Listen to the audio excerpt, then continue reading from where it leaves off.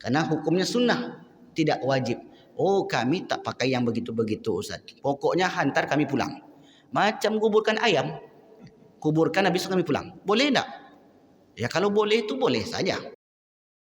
Rintihan jenazah saat diantar ke pemakaman. Apa maknanya Bapak Ibu? Seolah-olah jenazah itu berkata, jangan ditahan hak-hakku, karena aku ingin segera dikubur. Ada 3 perkara yang mesti disegerakan. Yang pertama, penguburan jenazah. Yang kedua, bayar hutang. Yang ketiga, menikahkan anak gadis. Kalau sudah ada jodohnya, maka disegerakanlah perkara yang 3 ini. Kalau tidak, akan menyebabkan kerusakan. Nah, di sini perlu saya luruskan. Kalau jenazah itu terasa ringan, ini fadilah. Apa fadilahnya Ustaz? Para malaikat ikut menggotong jenazah itu. Betul atau tak betul ini Ustaz? Betul tak Pak? Ada enggak dalilnya Ustaz? Ketika kita ziarah kubur, kita pun mengucapkan salam. Assalamualaikum ya ahlal kubur. Apakah penghuni kubur itu jawab? Ya, kalau dalam hadis itu disebut jawab. Tapi tentu kita tak dengar jawabannya. Kalaulah dengar kita jawabannya, Assalamualaikum ya ahlal kubur. Waalaikumsalam, kata dia. Tentu kita tak kuat lagi ziarah kubur.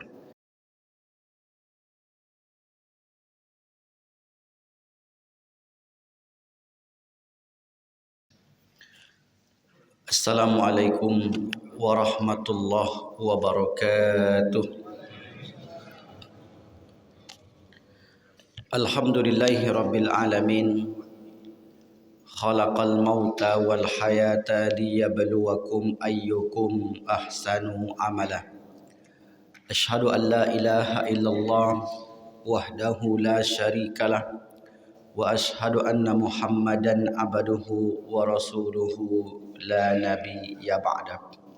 Allahumma salli wa sallim ala habibina al-Mustafa Muhammad sallallahu alaihi wasallam. Bersyukur kepada Allah dengan mengucapkan alhamdulillahi rabbil alamin. Berselawat kepada baginda Nabi, Allahumma salli ala Sayyidina Muhammad wa ala ali Sayyidina Muhammad.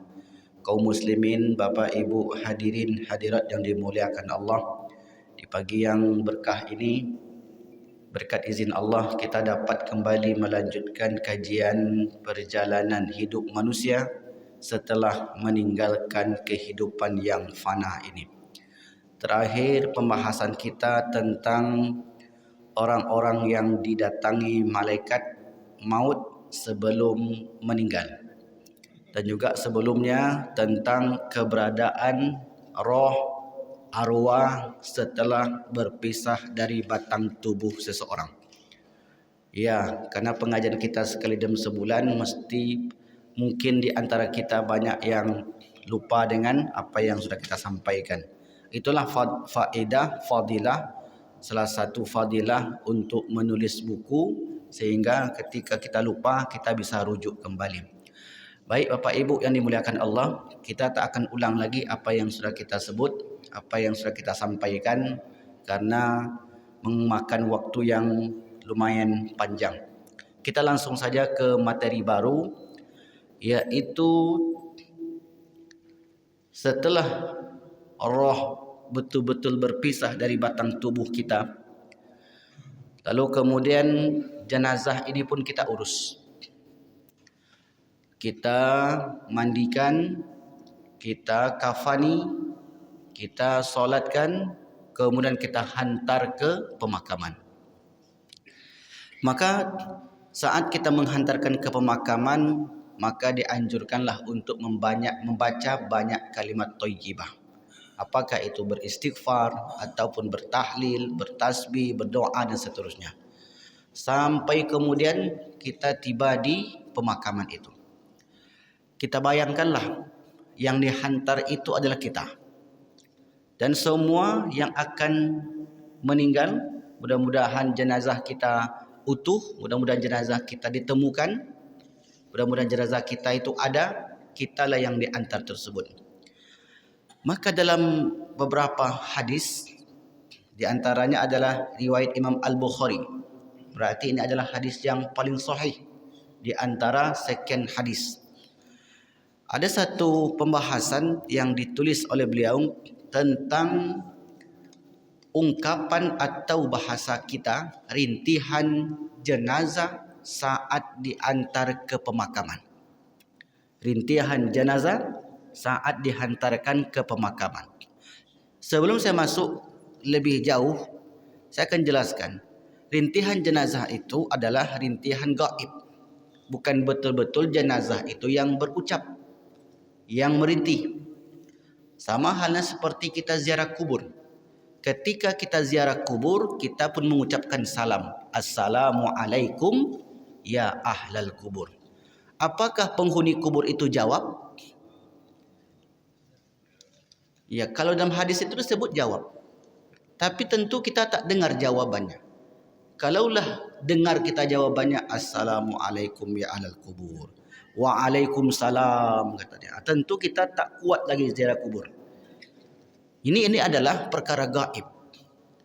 Maka oleh karena itu, di dalam hadis yang sahih, Rasul sampaikan, An Abi Sa'id Al-Khudri radhiyallahu an, anna Rasulullah sallallahu alaihi wasallam qala, bahwasanya Rasul bersabda, idza wudi'atil janazatu, apabila wudi'a, diletakkan jenazah.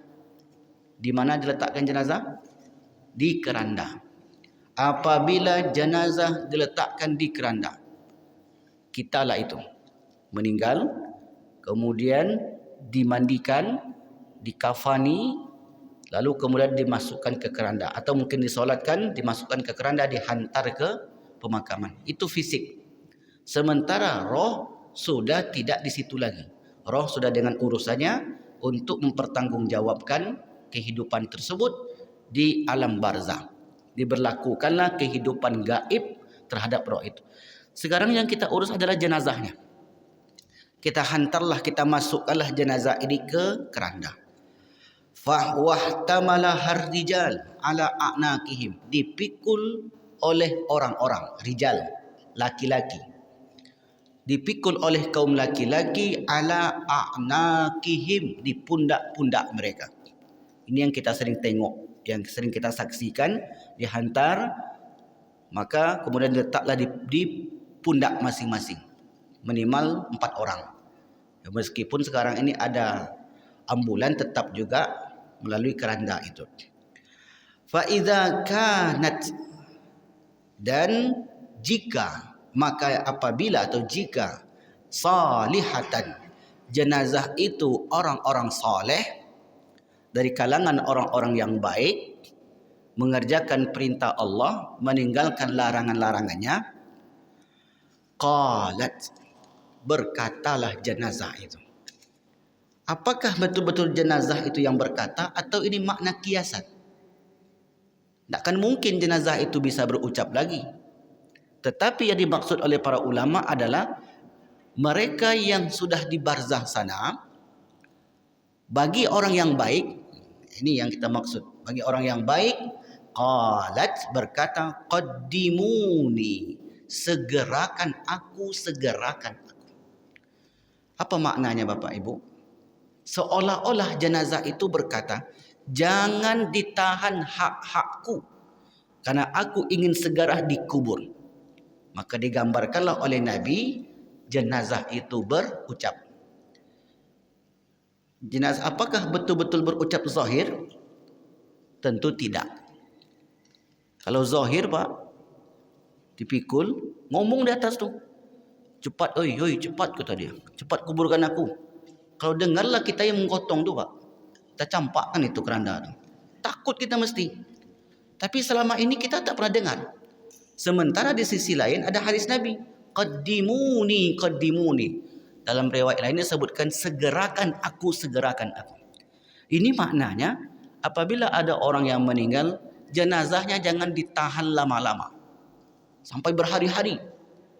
Dikuburkan sesegera mungkin.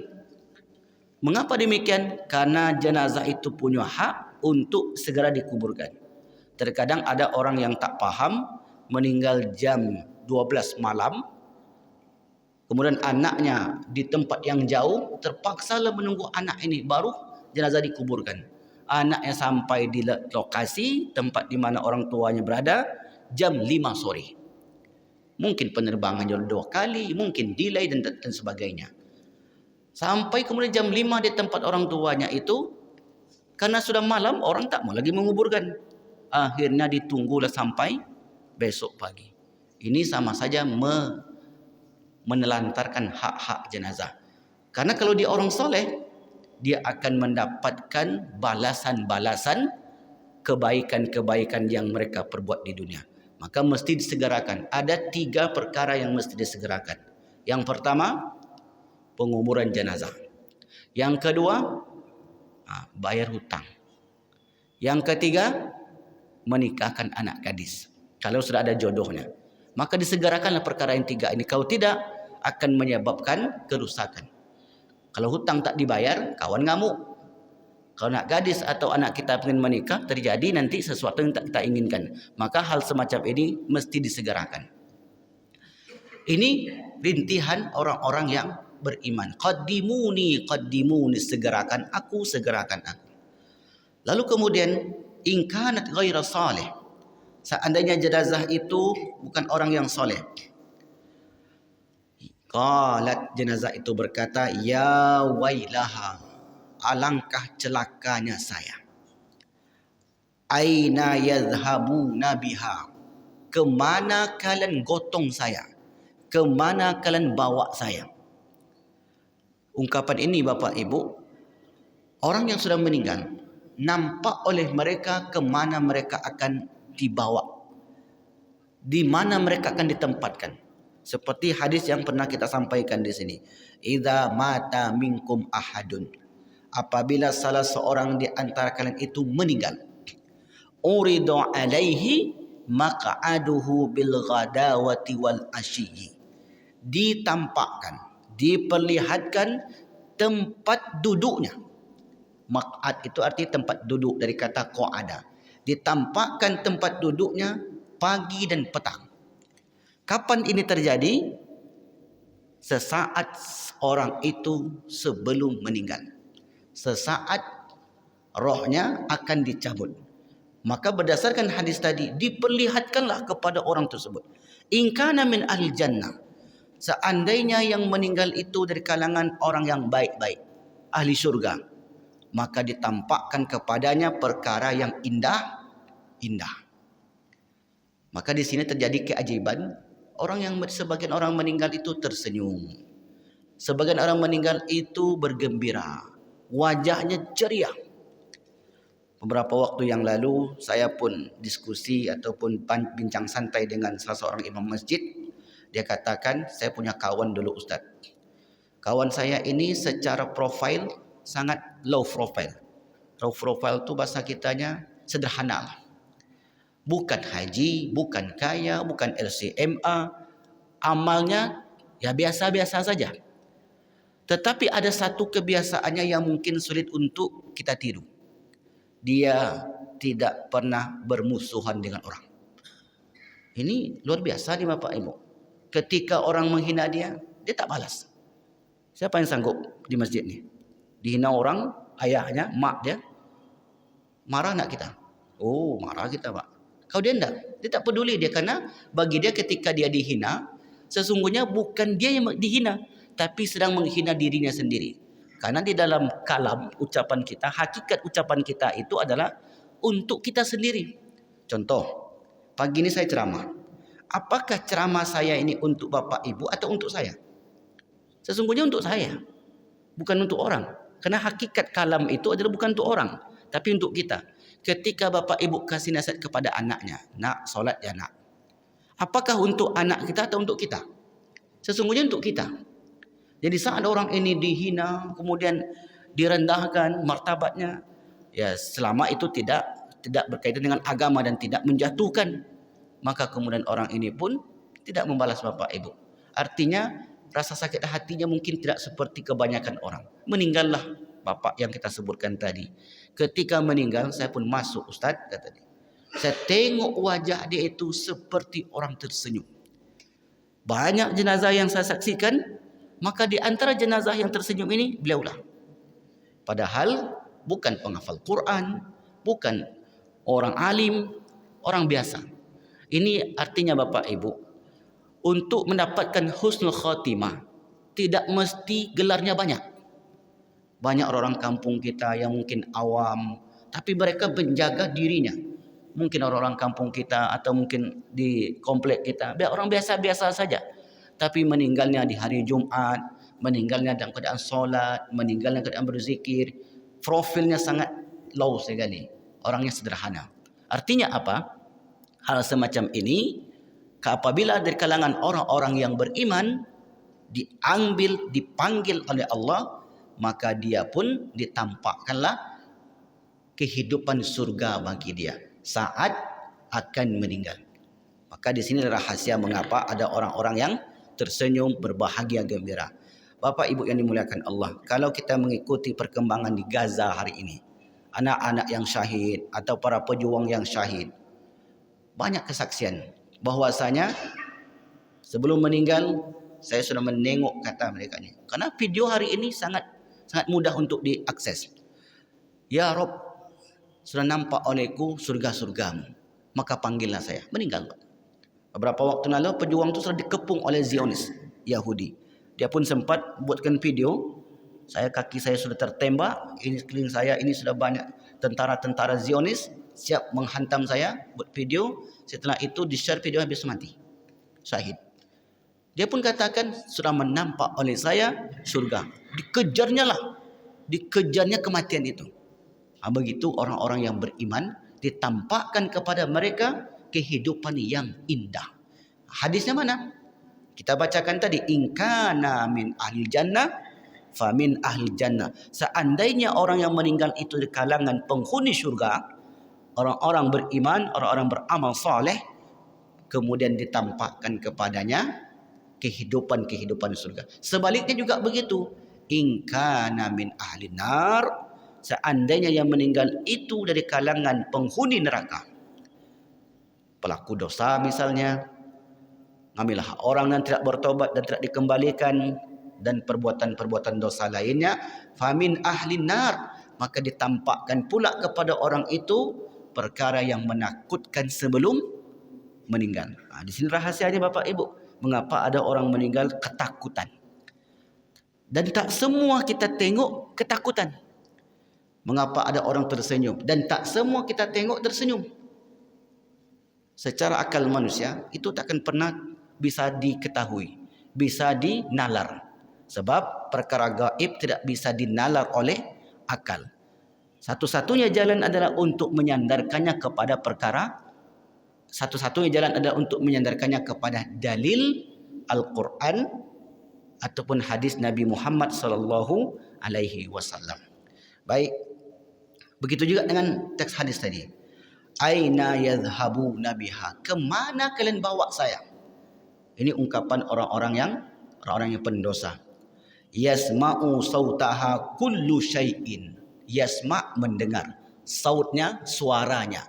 Kullu semua, syai' sesuatu. Maksudnya segala sesuatu yang ada di alam semesta ini mendengarkan teriakan-teriakan ahli neraka tadi. Kecuali dua, jin dan manusia. Saqalain kata Nabi. Hewan-hewan dengar tidak? Selama ini sering kita dengar dari guru-guru ngaji kita. Saya lah contohnya.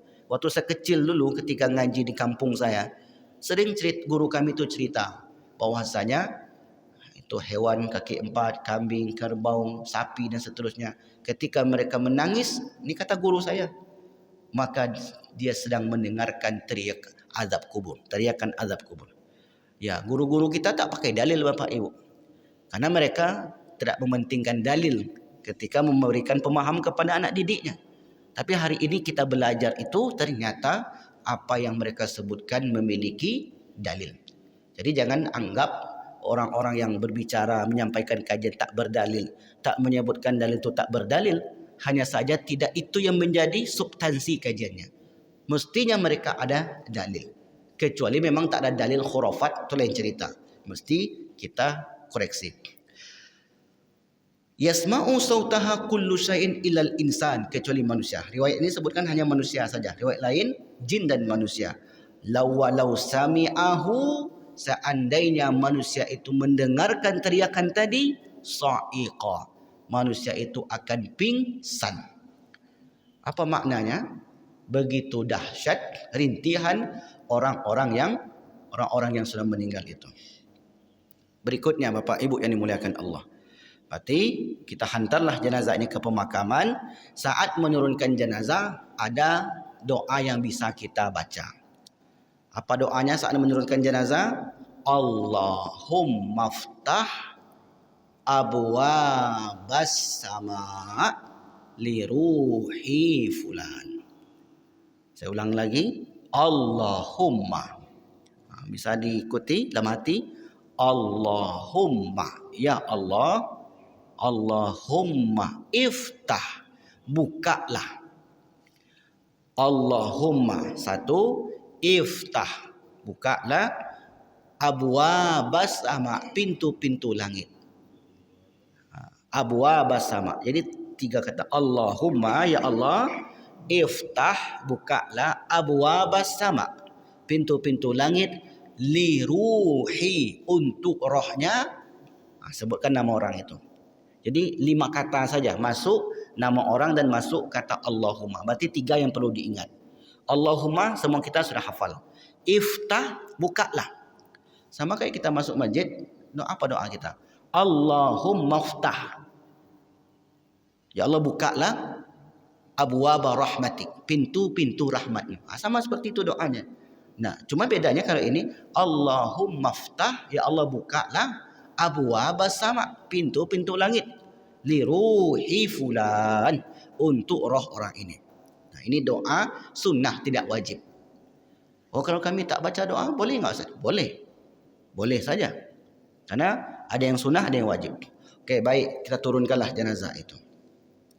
Lalu kemudian, Bapak Ibu yang dimuliakan Allah, saat tadi kita menggotong jenazah, terasalah jenazah itu ringan. Dan terkadang terasa berat. Nah, di sini perlu saya luruskan. Kalau jenazah itu terasa ringan, ini fadilah. Apa fadilahnya Ustaz? Para malaikat ikut menggotong jenazah itu.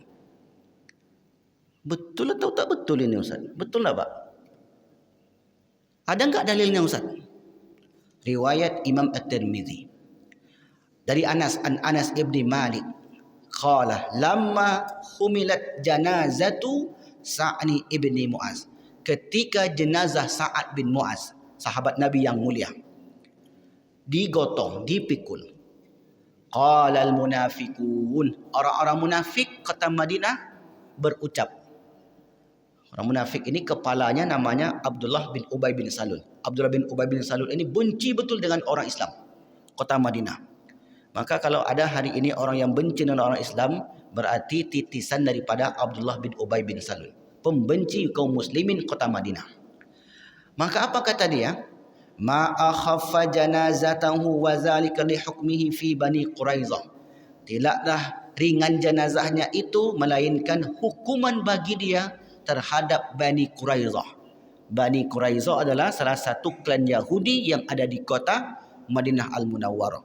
Karena Yahudi kota Madinah itu selalu buat ulah. Ada 3. Quraizah, Qunaiqa, Bani Nadir. Di Yahudi di kota Madinah buat ulah. Mengkhianati perjanjian, menyusahkan kaum muslimin. Yahudi dari dulu memang begitu Bapak Ibu. Dimanapun dia tinggal, dia akan menyusahkan orang-orang yang berada di sekitarnya.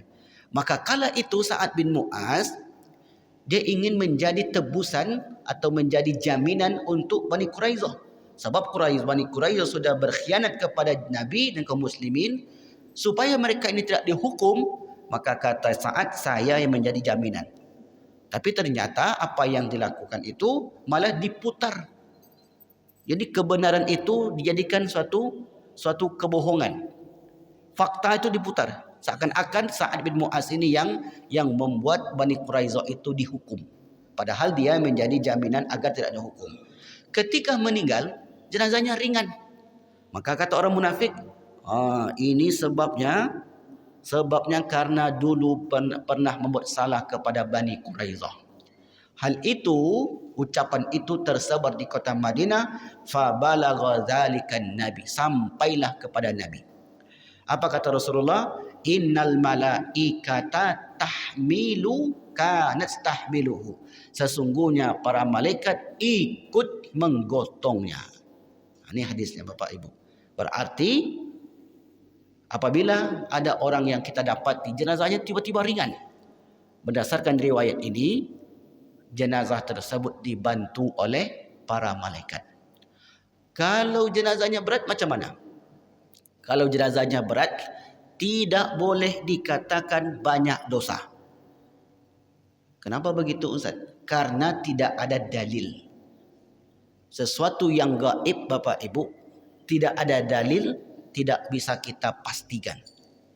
Karena gaib masalahnya. Gaib. Contoh, di masjid ini, ada enggak malaikat? Ada. Ada enggak jin? Setan? Apa buktinya? Salah satu buktinya dibuatnya orang tu mengantuk. Dihembusnya lah ubun-ubun ni. Jadi kalau ada mengantuk dah kena hembus tu Pak. Ada mengantuk tak ni? Awas kena hembus tu. Kita percaya dengan hal seperti itu. Mengapa kita percaya? Karena ada dalil dari Al-Quran ataupun hadis. Nama ada surat jin, ada syaitan, itu banyak sekali dalilnya. Makanya kita percaya. Kalau tak ada dalil, mungkin kita percaya. Tunggu dulu, betul atau tidak ini. Maka kemudian ketika kita mengatakan orang ini jenazahnya ringan, dalilnya riwayat Imam Tirmizi. Jenazah ini berat, tak ada dalil. Nanti tiba-tiba ada orang dipikul, barik apa kau, barik ibu kau. Kata kawannya, itu tahu nak kenapa barik itu? Banyak dosanya kata dia. Yang pertama dalil tak ada. Yang kedua sudah menuduh. Menuduh itu atau berburuk sangka itu inna ba'da dhanni is. Berburuk sangka itu dosa. Berdosalah orang itu ketika berburuk sangka kepada saudaranya. Yang ketiga, berat atau tidaknya seseorang tergantung makan paginya. Kalau 2 piring tentu barik badannya Pak, banyak makannya. Kalau makannya sedikit, mohon maaf, lemaknya sedikit, tentu ringan. Macam saya ringan, enggak sampai 60 kilo. Tapi kalau macam Pak Didik, tentu lebih. Apakah lebih banyak dosa daripada dosa saya? Belum tentu. Bisa di banyak dosa saya. Karena mungkin banyak ngomong, banyak salah. Kalau beliau hanya ngerekam saja. Nah, oleh karena itu, banyak dosa, berat seseorang tidak ada hubung kait dengan banyak dan sedikitnya dosa. Tapi Ustaz selama ini itulah yang disampaikan. Itulah yang beredar di tengah masyarakat. Sesuatu yang beredar belum tentu benar. Banyak yang beredar di tengah masyarakat ini ternyata itu adalah hoax, ada kebohongan. Oleh sebab itu, sesuatu yang tak dapat kita pastikan dari dalil tentunya, jangan sampai kita mengucapkan itu. Sebab ketika omongan keluar dari mulut seseorang, dipegang oleh orang lain. Ketika dipegang, disampaikan. Kata kawan tadi itu, tahu saya rahasianya. Kenapa jenazahnya berat? Itu apa tu memang ngarik. Kari dulu tu. Kari tu. Ibu tu, itu juga. Dulu tu, ibu ini suka gibah. Dia gibah juga ketika itu. Sedang dia menggibah jenazah, dia gibah pula. Allah. Ini sebenarnya sama saja kita ni Bapak Ibu. Siapa yang tak pernah gibah satu hari? Setiap kita ni pasti gibah. Nanti makan sarapan pagi, makan lontong, gibah lagi Pak. Nanti jumpa kawan, dah sebut pula orang ini lagi. Jumpa kawan agak terlambat, dia suzon kita. Dosa tu banyak sekali. Jadi janganlah menganggap diri kita paling bersih. Semua kita ni penuh dengan dosa-dosa. Meninggallah orang tersebut. Tiba-tiba yang ini satu ni jenazahnya berat, yang satu jenazahnya ringan. Kita pun memutuskan yang berat jenazahnya karena itu dosa dia. Yang ringan jenazahnya karena itu tak dosanya. Ini hati-hati. Hati-hati mengucapkan sesuatu wala takfu ma laisa laka bihi ilmun innas sam'a wal basara wal fuad. Sesungguhnya pendengaran, penglihatan dan hati kana anhu mas'ula. Semuanya itu akan dipertanggungjawabkan. Jelas sampai di sini Bapak Ibu? Baik, nanti kita sisakan pertanyaan di akhir sesi. Lalu kemudian setelah kita mengantarkan jenazah, sampailah kita ke pemakaman. Sebentar, kita ambil dulu dalilnya. Sampai kita ke pemakaman. Sampai di pemakaman, kita disuruh langsung pulang atau menetap. Menetap 101. Menetap di pekuburan. Jadi jangan pulang. Kalau selama ini sudah Bapak Ibu amalkan, lanjutkan. Kalau belum diamalkan, monggo, silakan. Mau diamalkan bagus, tak diamalkan tak mengapa. Saya akan bacakan dalil saja dari riwayat Imam Muslim. Riwayat ini panjang sekali yang bersumber dari Amr bin As. Ujung saja kita ambil. Karena nanti kalau tengok silakan Pak, segini Pak, panjang sekali. Karena belum menceritakan dulu kami sebelum Islam dosa kami begini. Setelah kami Islam kemudian kami datang Rasulullah. Apakah dosa kami bisa dihapuskan? Maka Islam mahjub. Islam itu menghapus semua apa yang sudah kita lakukan. Orang yang bertaubat nasuha, dosa-dosanya digugurkan oleh Allah kecuali satu dosa. Dosa yang berhubung kait dengan manusia. Hutang piutang, kezaliman, itu tidak bisa kecuali dengan cara meminta maaf atau menyelesaikan secara manusiawi.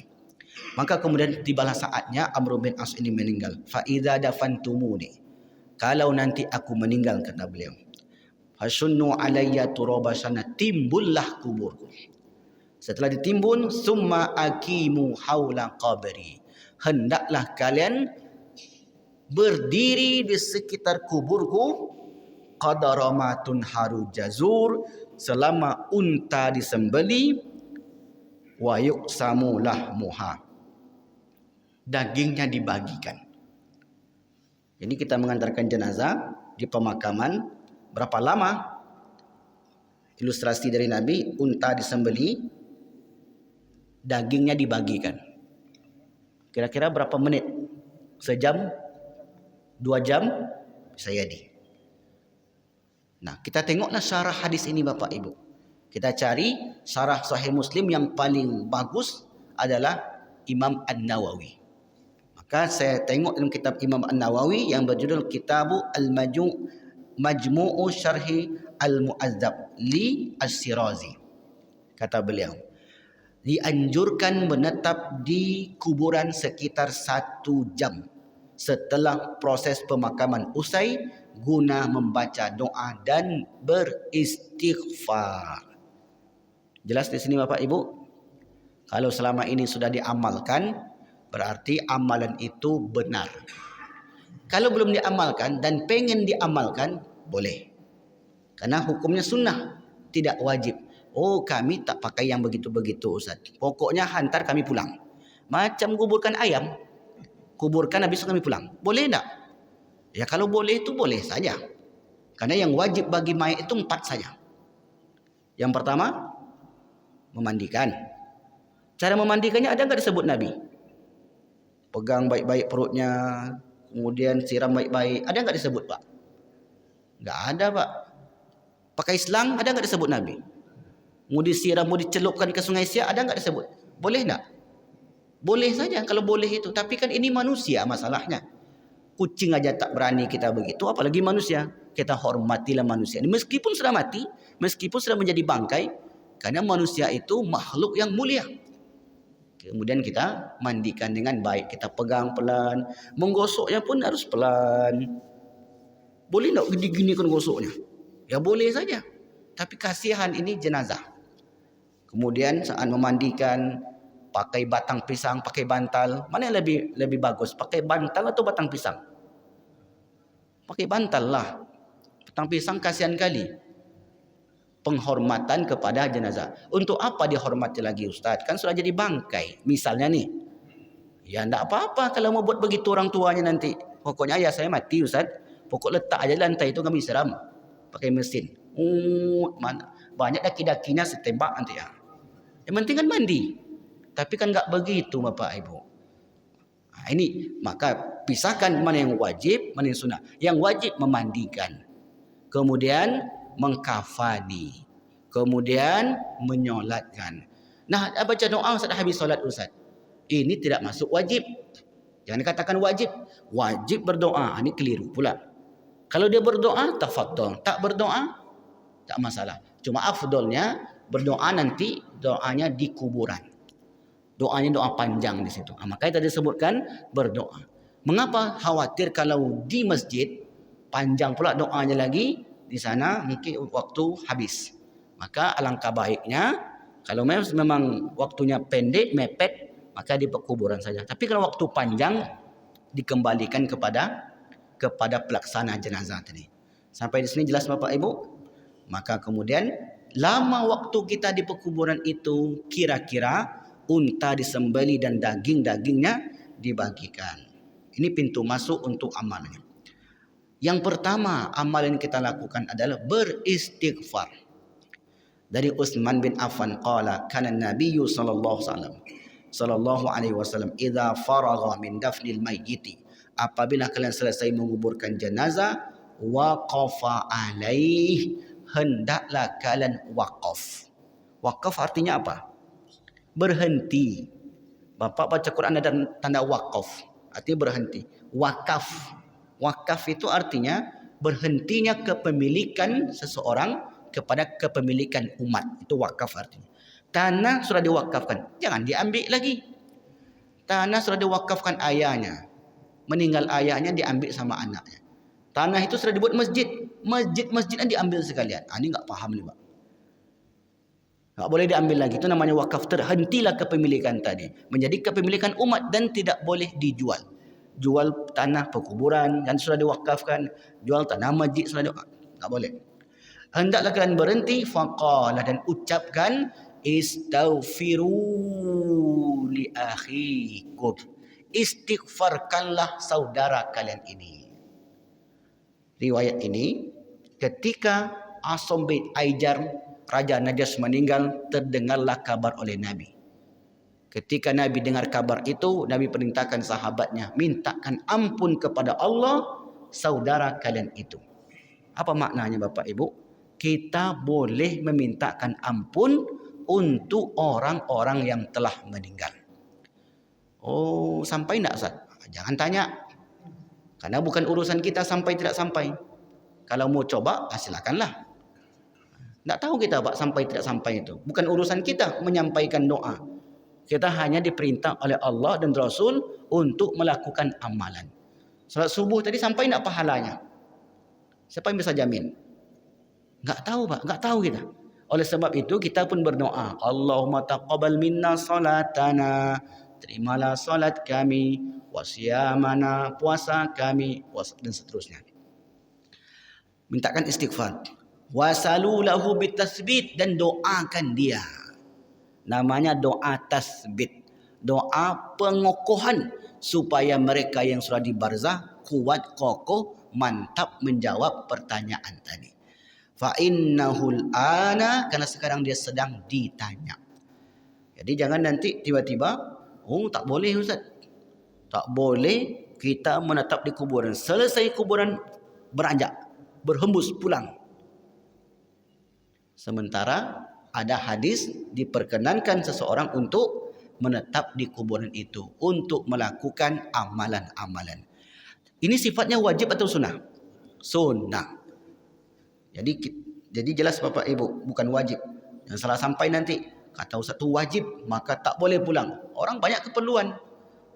Perutnya sakit lah, mungkin ada yang nagih hutang setelah itu, wallahu a'lam. Nah, ini yang pertama. Yang kedua, amalannya adalah bertasbih dan bertakbir. Bertasbih dan bertakbir. Subhanallah, subhanallah, subhanallah, subhanallah, subhanallah. Jumlahnya tak disebutkan dalam hadis ini. Rasulullah bertasbih dengan tasbih yang panjang sekali. Sabbaha Rasulullah, Rasul bertasbih, wasabbahna fasabbahna tawilan. Kami pun bertasbih, kata sahabat. Sah tasbih yang panjang. Silakanlah Bapak Ibu buat nanti. Berapa kesanggupan kita? Cocokkan dengan waktu yang ada. Oh, saya ini sudah pensiun Ustaz. Jadi mungkin saya tak ada keperluan sana sini lagi. Saya di sini mungkin menetaplah agak sampai gelap nanti. Maka kemudian di situ dia bertasbih, berdoa. Kemudian solat misalnya, boleh solat di situ Bapak Ibu? Boleh. Karena Nabi pernah melakukan itu. Summa kabbara, kemudian bertakbir, fakabbarna, kami pun bertakbir. Allahu akbar, Allahu akbar, Allahu akbar, Allahu akbar, Allahu akbar, Allahu akbar, Allahu akbar, dan seterusnya. Tasbih, takbir, tahmid, satu lagi bertahlil, la ilaha illallah, la ilaha illallah. Niatnya untuk mereka yang sudah meninggal. Apa fadilahnya? Kata Rasulullah, laqad tadayaqa ala hadzal abdi salih qabruhu. Sungguh kubur orang ini, maksudnya di alam kubur sana, mendapatkan kesempitan, sempit, sulit. Berkat tasbih takbir tadi, mereka pun dilapangkan alam kuburnya. Itulah fadilah orang-orang yang bertasbih dan bertakbir untuk si mayit tadi. Baik, riwayat Imam Ahmad. Berikutnya membaca surat Al-Fatihah. Kemudian awal dan akhir surat Al-Baqarah. Alhamdulillahirabbil alamin arrahmanir rahim maliki yaumiddin amin. Alif lam mim, 5 ayat pertama. Ditambah ayat kursi dan 3 terakhir surat Al-Baqarah. Inilah. Jelas di sini Bapak Ibu? An Abdurrahman ibn al-Ala bin Lajlaj, dari Abdurrahman bin Ala al-Lajlaj, dari bapaknya, qala abi, ayahku berkata, idza ana muttu, apabila aku meninggal, fadhni fil lahdi, letakkan aku di lahat. Saat meletakkan di lahat, satu doa lagi. Baik, kita ulang doa tadi. Saat menurunkan jenazah ke pekuburan, satu doa. Allahumma ftah abwabas sama li ruhi fulan. Saat menurunkan jenazah.